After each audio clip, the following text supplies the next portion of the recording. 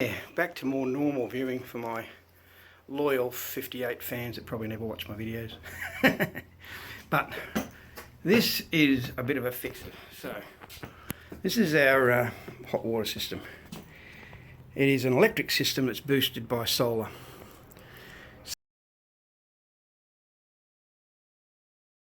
So there is a panel on the roof, which I'll insert a picture of, that just has vacuum tubes that get heated by the sun, and water is circulated by this pump down here up to the roof and back down again.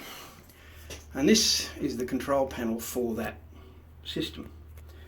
And if I go through here, we can see that the pump is on at the moment, and the tank temperature at the top.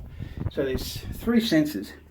There's one sensor around here, and this is why I don't have it on a tripod. There's just a cavity in the back here, and you can just push a sensor into that cavity, and that is where it measures the tank temperature. So the hot water is at the top, and there's another cavity down at the bottom that you see down there, and that is what is called the inlet temperature. And then there is another wire that runs up. I know this because the sensor on the roof died, and there's my beautiful joint, but that runs up to the roof. So if we scroll through this, this is what the tank temperature is, 57 degrees C, not Fahrenheit for those in America, or yeah, America pretty well. The inlet temperature is at 30 degrees. Now my daughter's just had a shower. I'm anticipating that's going to come up reasonably quickly. And the roof temperature is at 39. So what happens is that the tank inlet is 30 degrees. And this turns the pump on, if the pump is off, when the roof temperature is 12 degrees warmer than the inlet temperature.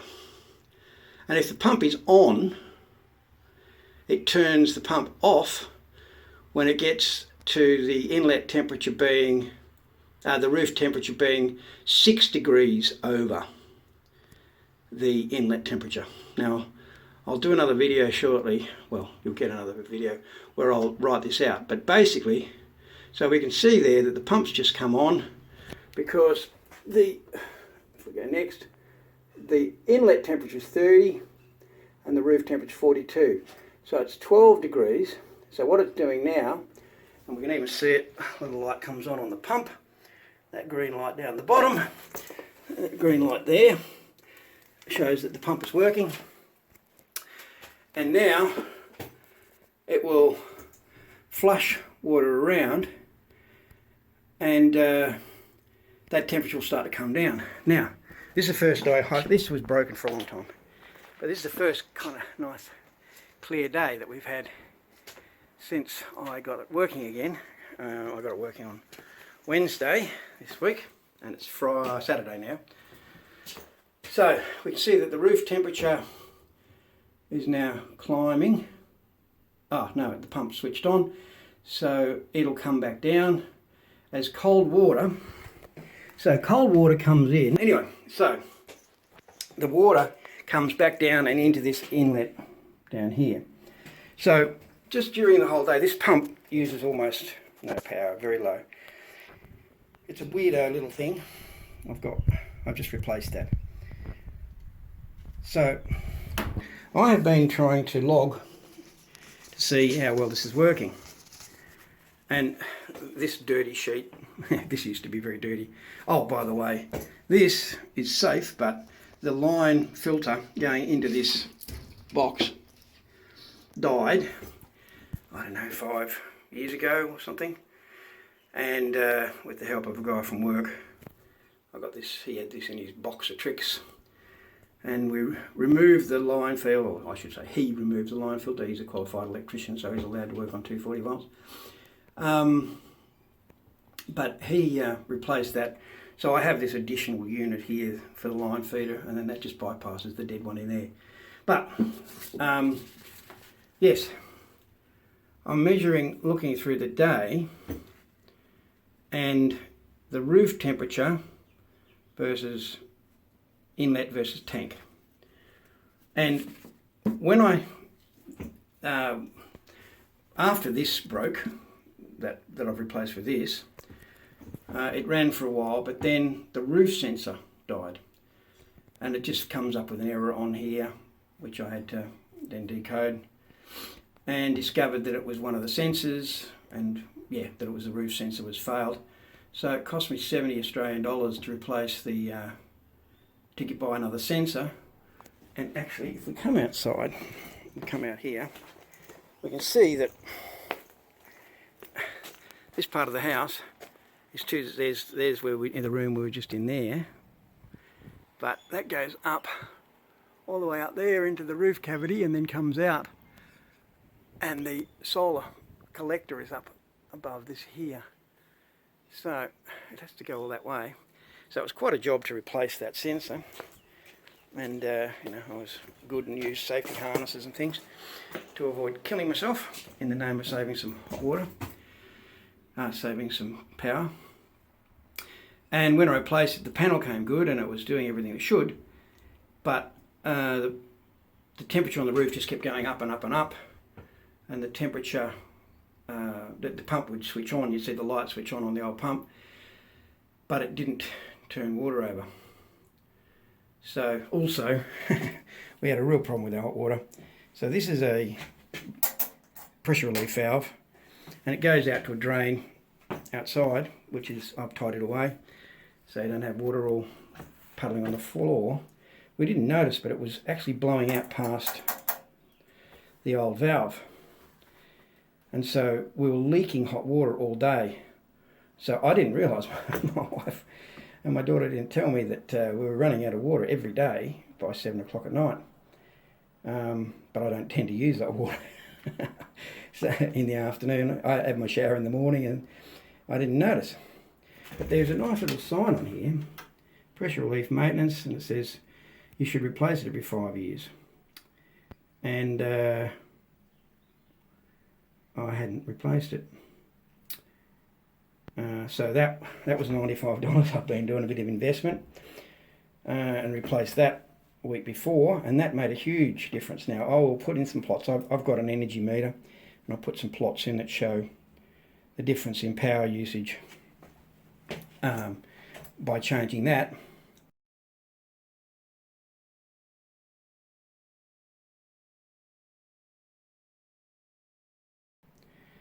But now I want to monitor this, and you have to be here to do that. And actually the tank temperature, the roof temperature just goes up and down and up and down between the plus 12 and plus 6 from the inlet temperature. So you can infer that temperature if you know what the inlet is, inlet temperature, which is the middle column. If you know that temperature at the point where the pump switches on or off, you can infer the roof temperature. Because if it switches on, the pump switches on, then the roof temperature will be 12 degrees above the inlet, and if it switches off, it'll be 6 degrees above the inlet temperature. So I can infer that temperature without actually having another sensor. But because these tanks have got just a cavity in the back, there's no reason why you can't push another sensor in next to it and measure it independently. So I would like to do something a little bit more robust and a bit more 24-hour than this piece of paper, which is useful. And we can see now that the roof is at 32. Is that so? No, inlet. I've got my glasses on that are no good for that. I'll just put my glasses on for the... Anyway, forget about the glasses. So the roof is 45 and the pump is on. And if we watch that over a little bit of time, that should start to drop. Initially when the pump switch is on, it takes a little while for the cold water to get up and move enough of the, there you go, starting to drop down, enough of the hot water out that it starts to register. And we'll see that this will continue to drop over time. It does. and it'll drop down to 6 above. There you go, there's the next one, and the inlet is 33, so this will go down to 39, and then the pump will switch off. So that's the background of the problem. And I'm just, if you don't measure it, it doesn't exist, is not really true. But if you measure it, you know. So I'm a guy that likes to measure. And the hotter it gets on the roof, the slower this temperature drops. So if it's cloudy, there you go, it's dropped down again. If it's cloudy, it drops really quickly because there's not a lot of heat getting put into it. But as you get a nice day like today with plenty of solar radiation hitting, it takes longer to drop down. And actually what happens, just to complete the story, there is a law, I think in Australia, you're not allowed to have more than 50-degree temperature coming out of your tap. But because of this system, what's our tank temperature? 58. And that'll increase during the day if you've got a really nice day. Alright, so as I was saying, we've got an array up on the roof which has got a bunch of vacuum tubes down here, and there's a header they connect to, and water comes in here cold and it comes out there hot. So we've got our hot water tank down here, we've got a little pump down here. So it comes out of the bottom into this pump, and it comes around and it goes back in. And so it all goes in this direction. Okay, I just got interrupted because my lovely wife, sorry, I just got interrupted because my lovely wife brought me down a snack. She's wearing these sandals and they go flop, flop, flop. So every time she comes down the stairs. Anyway, so we've got water in here, and we've got a temperature sensor up here, T1. Yep, I'm making sure I don't get in the shot. And they've got a T2 at the top and T3. So that's on the setup. It says roof, that says tank, and that says inlet. So this gets heated by electricity overnight. On off-peak in Australia we have off-peak electricity, which is very cheap, and so that means that from midnight till 8 in the morning it will heat the tank if it needs to. But this booster, so if T1, which is roof, is greater than plus 12 degrees C and pump is off, then turn on. And if T1, that should be greater than or equal to, is less than or equal to plus 6 degrees of inlet. Actually, I don't think I wrote that. Inlet, yeah, terrible handwriting. Then turn off and pump on, turn off. So it just sits there going round and round and round and round. But I'm just sitting there doing the hand, just writing down these temperatures. Now the only temperature that's particularly interesting over the day is the inlet, because that is the temperature that's going to increase if the system's working. But I don't like having to come down and write this and I'm not around all the time.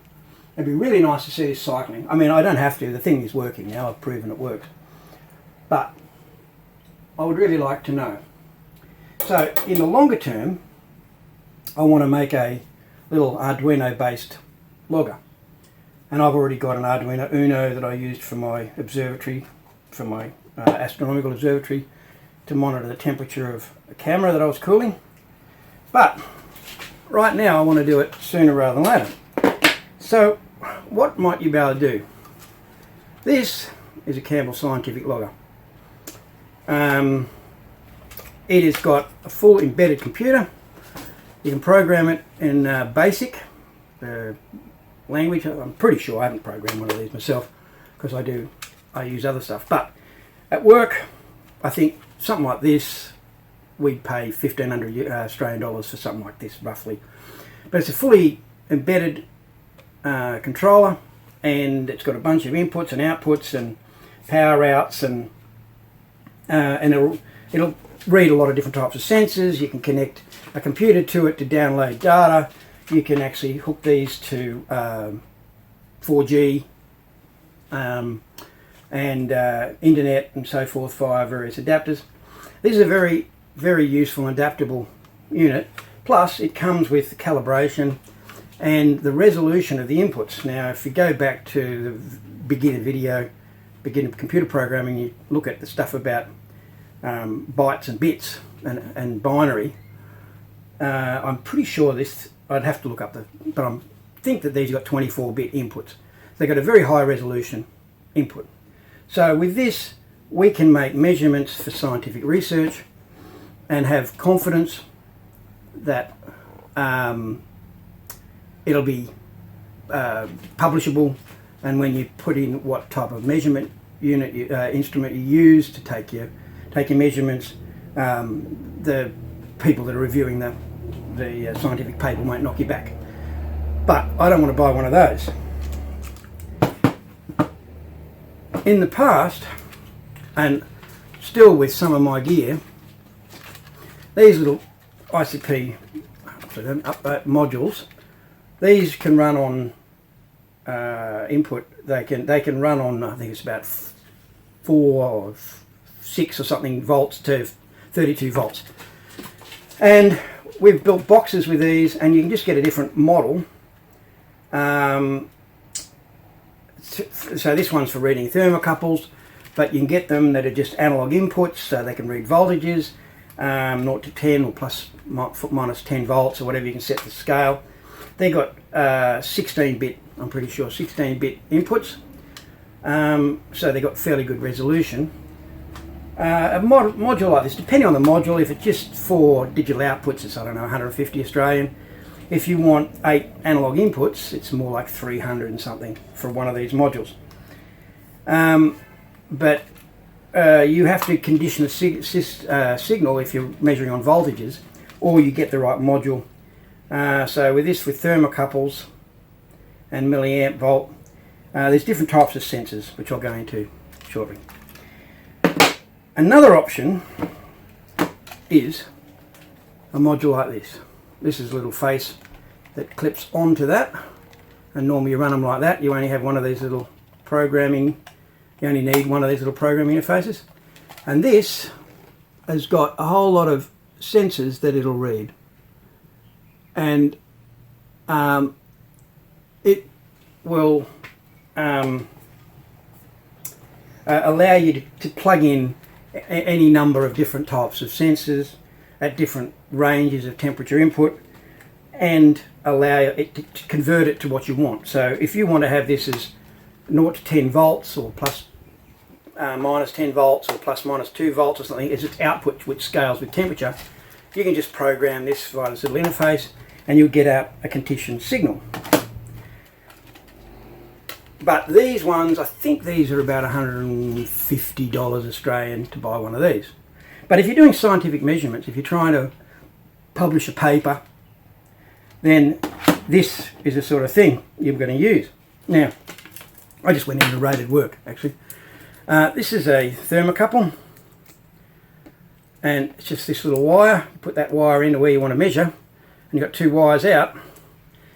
And don't bash me if I'm wrong, I haven't looked up thermocouples. I've used RTDs a lot, but not so much thermocouples. I think that this generates a voltage, and it reads a voltage off this. But if you use an RTD, the resistance of the device changes. It's a resistance temperature device RTD, and the actual temperature sensor changes the resistance with temperature. So you need to condition a signal. So I've got 2 of these. Now how do we record that? Well, I could put those straight into this unit and set it up, and it would, and just set it to log, and it'd store it on this device, and then I could come and download the data later. But I don't. Well, for starters, this works, and they'd like to have it at work when they need it. So I just borrowed it from one of my colleagues who had it sitting on his desk and wasn't using it, so I could make this video. We have a bunch of these though. So this is ControlByWeb. Let's turn it up the right way. Oh, there you go. I'll have to see if that needs to be flipped on the video. But this little module, you can get these ControlByWeb with just digital outputs or digital inputs or so forth. I'll go through when I'm showing you how I design this system, what all those things mean: digital output, digital input, etc. But this one, which has got it's got 4 analog inputs, 2 digital in-outs, configurable, and it's got a frequency counter, and it's got a 1-wire bus for doing temperature measurements with a particular sensor that you can get with it. This has also got some data logging on it built in. This module I think is about $350 Australian roughly, but with this it's got internet directly into it, so I can run my thermocouple into my universal transmitter and just plug that onto the right inputs for thermocouple, and I can set the output range. I can say what the input range is in temperature, so minus 10 to 50 degrees or something like that. You set that on this module and set that to put out 0 to 10 volts. Then I take the signal out and I plug into one of the analog inputs. Plug into one of the analog inputs, and it'll put in 0 to 10 volts. And then this, it's interesting because doing it this way, in theory I could plug the RTD straight into here if I had the right module. It could read it, but I don't have the right module. I've got this one. So what I'm doing is I'm taking an analog signal where there's a very small voltage generated according to temperature. I think that's got 2 different metals in the tip of it, and that those 2 metal tips generate a different amount of voltage depending on the temperature. But I'm going to put it into this, which takes the analog signal, which is just a voltage, reads it in 16-bit, I think, and then converts that to a voltage again and sends out so this has an analog to digital converter, and then it's got a digital to analog converter, and it sends out 0 to 10 volts, which I then pick up and put into this, and this I set up to read 0 to 10, and that should be configurable. This has got a web interface, the whole thing's web programmable, and I can then get that to convert that. There's a scaling. You put in slope and offset, which I'll go through later, all these terms if you're not familiar. I'm introducing these things and how they work, so I will explain them. But if I drop something in there now, assume that I'll define it later on, and if I don't, send me an angry comment and I'll explain if I can. But this is all programmable. You just plug in and log onto the device. There's a web server on here, and you just set all the settings. So because I've got this stuff just here, you know, I have these available to me in the short term. I don't have them for, I'm sweating here. I don't have them forever, but we've got some spares of these. Someone bought them and they didn't realize that they needed to have something with a serial input. They have sensors that they've got a serial input, and they couldn't read them. But so they've got 4 of these sitting on the shelf, which we will use, but we haven't got a use for them right now. So I can pinch one and get myself measuring. So it'll be 2 RTDs, one into the top of the tank for the tank measurement, so I can see the temperature rise over the day, one in the bottom of the tank, and that will show me what the inlet temperature is. And so I've got 2 of these transmitters, and that will run into this, and I'll program this to do the job. But in the long term, I plan to build a little Arduino. Now, we do use some Arduinos at work, which, if you don't know, Arduinos are a little microcomputer that are low cost. There's Raspberry Pis that are of slightly better quality, and there's a bunch of other things. But Arduino and Raspberry Pi are kind of the microcomputers that are in the hobby field. Raspberry Pis tend to be used more in industry because they're a bit of a higher cost, slightly better item.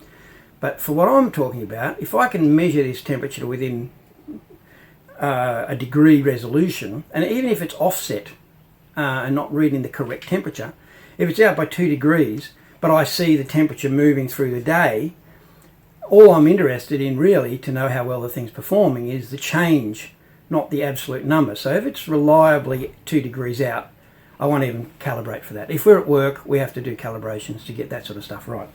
So I'm going to take this stuff. Now, one thing I was going to mention, I've got the little pump, and that little pump switch is switched by 240 volts. Not only this thing, because it's got digital inputs which just say whether something's on or off, and it can read it. If it gets 5 volts into it, it says it's on, and if it gets 0 volts, it says it's off. So I want to log when the relay is switching on and off the power. But I've got 240 volts here in Australia, or 230, 240 here, that is switching. And I was thinking about getting a 240 volt relay, 240 volt contact. I'll say that again. 240 volt coil relay. So with a relay, you have, let's get rid of that. With a relay, you have a coil which has an electromagnet. And imagine you've got an electromagnet here, and then you've got a pin here, and you've got a switch there. If this coil turns on, has power in it, then this electromagnet pulls down this switch, and that switch contacts onto here. And so you can have a very low power coil that has, 5 volts, say, and almost no current. And then this can be a really big clunking relay, and this can have 240 volt 10 amp on it. And so you can use a control circuit that's very low voltage, low power to switch a big device. Now I was thinking about trying to use this kind of in the opposite way, where I have 240 volt, and if I could find something with a 240 volt coil that could then contact close, I could use that and just put 5 volts across this, and that could measure when the pump turns on and off just by hooking it into the pump power. But relays are really designed to go the other way, with a low voltage coil and a high voltage or high current. Even if you've got 12 volts and 12 volts, if you've got a big set of spotlights on your car that draw 400 watts, so you can shoot kangaroos if you're that way inclined, or pigs or something, whatever you want to do, or not, something else. But if you want to switch on those big spotlights, and by the way, I'm not a shooter, but if you wanted to, you could. You can have a 12 volt here switch, which is a very low current switch that runs into your dash, little wires, switch this relay, and then when it does that, that clicks down, and then this goes back to your battery, straight to your battery on your car, so that's got a really high current, and you run a big wire a short way to your light and switch your light on and off. That's the way relays are usually used. But I don't want to use it that way. I want to use that relay the opposite way. But it occurred to me that if I had, instead of using a relay, if I just have a 240 volt plug pack, a little plug pack, so that's 240 volt AC, and then have out of this 5 volt DC, and I think I've already got one of these, I should be able to hook up the negative on that to one side of the analog input, the digital input I should say, and the plus minus. I should be able to hook one of those to the minus to the ground on the relay, on the analog input I should say, on the digital input I should say, and then that 5 volts, so hook that into the pump, and when it turns on the pump it'll turn on this little thing and you'll get 5 volts. So I think I might use that because I just can't find a relay in a really quick look that will do what I want. But I think I've got on, I've already got a bunch of power supplies and things that I just keep, little power packs and things. So if I have that, that should be able to feed in. So with the module, I'll be measuring the module, the control by web. I'll have temperature 1, temperature 2. So that'll be T1 will be tank, and T2 will be inlet, and I won't worry about measuring the roof. And then I will have it, so this is watching this, I'll have a digital input, and that will be from the power supply to that I hook in from the pump, and that'll turn on. So I'll measure the inlet temperature whenever that switches, and then basically whether it switches on or off, I'll add 6 or 12 degrees to it, and then I can infer the temperature up on the roof. So that's how I'm thinking of designing this setup.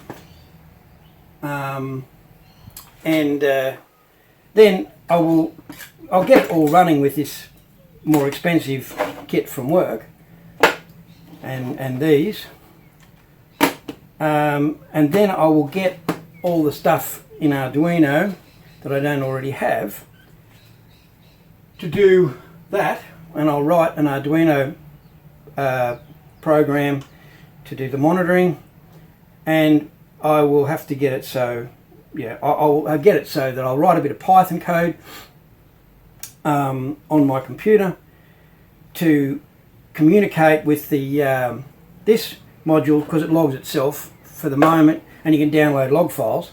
I'll be able to pull down the data I need off this and look at it. But in the longer term, when I get the Arduino running, I won't bother with any storage, I don't think, on the Arduino, and I'll just write a bit of Python code that polls the Arduino over the internet, the internet, and then I can have it so that my main Linux computer upstairs will be running all the time, just logging it, and I'll watch it until I get bored watching it. I might just leave it in place all the time. But I just like to measure these things, and that way I can see how things are going. So this is part 1. I might add to this and show how I hook all this stuff up, because I think I have all the gear and it won't take that long. But I might put this one out and see whether there's any interest or not. If there's any interest, comment, and I'll just keep making a few parts, and if they go back to my usual 2 views, so be it. And I'll have logged what I've done here for myself, so that's all well and good. But if people are interested in learning this stuff, I'll try and explain it all in a way that the beginner can understand, in the same way we're doing with the computer programming stuff. And I'll use this as another example of writing a program, but this is more in line with what I do at work. It just happens that I have something that I'd like to do here. I'll also put in some stuff about the what's going on in logging my power usage and the change in power usage.